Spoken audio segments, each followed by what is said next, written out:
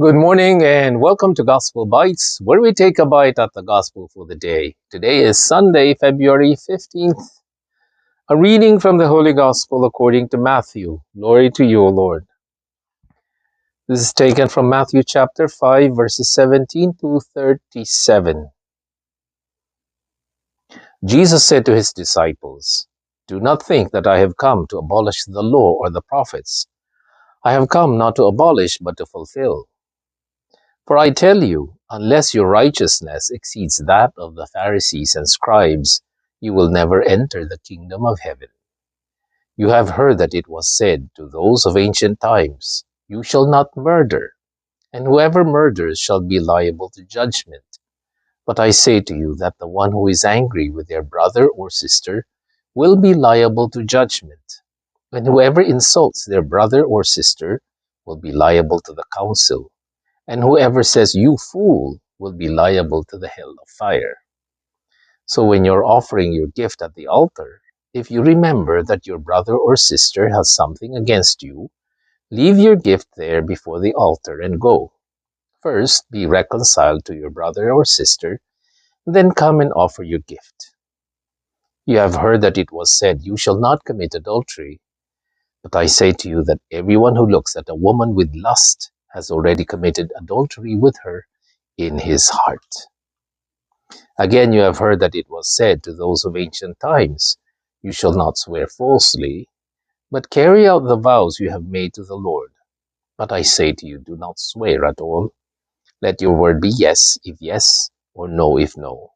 Anything more than this comes from the evil one." The Gospel of the Lord. Praise you, Lord Jesus Christ.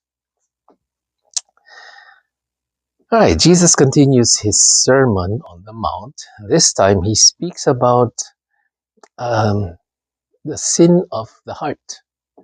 Normally, we judge people by their actions. When someone steals something, we say, "You're a thief." When someone tells a lie, "You're a liar." When someone commits adultery, "You're an adulterer." So we judge the person according to the act. And governments are like that too. We judges base their judgments on the actions. But Jesus is saying evil does not begin with actions. They start from the intentions in the heart. A person who commits adultery don't just do it accidentally. He plans it. He has this evil plan that he concocts in his heart, and then he puts it into practice. A person who steals does not just steal by accident. It is something that is planned in the heart. So Jesus is saying, before you judge the action, you also judge the intention, judge the heart. Huh?